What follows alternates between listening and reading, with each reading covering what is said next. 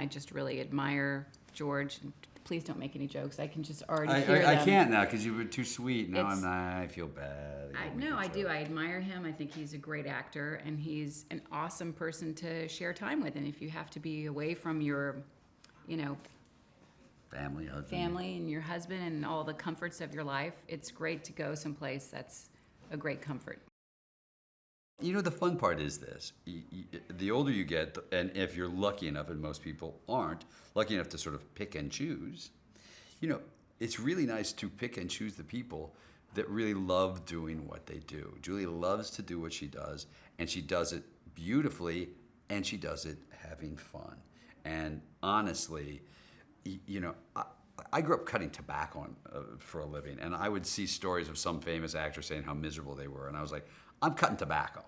So if you're not having fun, then there's something really wrong with you in this industry. And she's been the sort of a beacon of that her whole career, I think.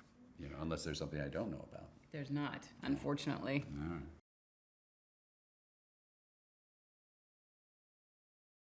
He's about the same height as me. Pretty much the same hair. Pretty much. Well, look, he is that sort of fantastic character that we've all seen in different versions of on television. He's bombastic. He's massively overconfident. He's not nearly as inside the game as he thinks he is. And I suppose he's one of those characters who honestly thinks he's doing journalism when what he's really doing is entertainment, and is shocked to find out that his entertainment has affected people, and probably in the bad way. So I think that's we've seen that a lot over the years.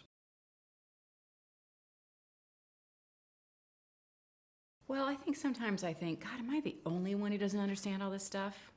And really, almost nobody really totally understands it.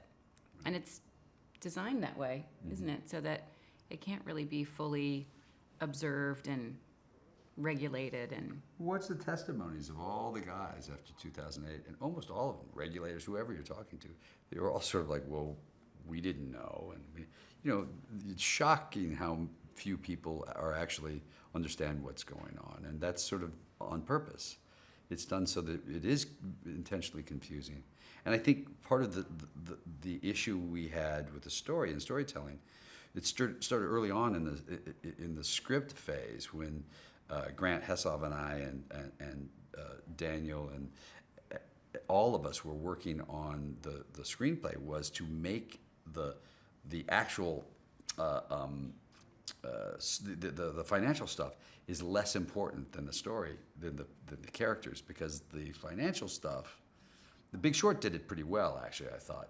But that's not what this film is. And this film is about characters. And so the more you try to explain it, the worse it gets, the harder it is to understand. you can't let a few bad apples spoil the whole bunch, right? Well, my father's an anchorman for 45 years. I grew up literally in that booth. I grew up in it. I grew up as a floor director, on that floor. I grew up running paper through a teleprompter.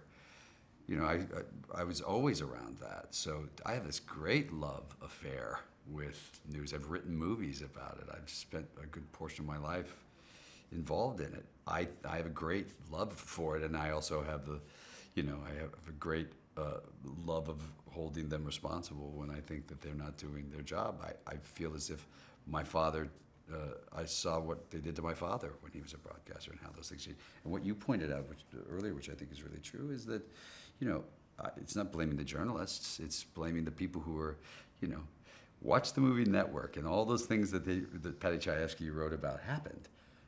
News became part of programming, and suddenly you had to make a profit off of news, and that's a very dangerous place to be.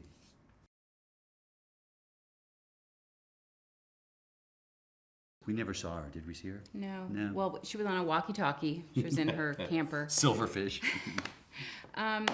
She's really unique because she's such a gifted actor and has really devoted her entire life, which few people can say that, to acting. So she certainly understands where we're at and what it's like. And I think in that respect, she's a unique director because she has a great empathy and clarity about being an actor.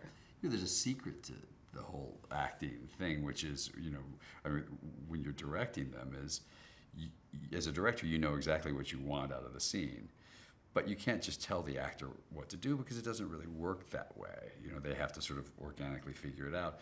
So the secret is to sort of let them think that they're figuring it out. Oh, Stan. And you let them think they're figuring it out, and then somewhere along the way you hope that they find exactly what you need. And Wait a minute, you've directed me. Yes. Does that mean That's you've exactly what I'm tricked me? saying. Yes, I've lied like a rug. Lied like a Those carpet. were all my smart ideas. No.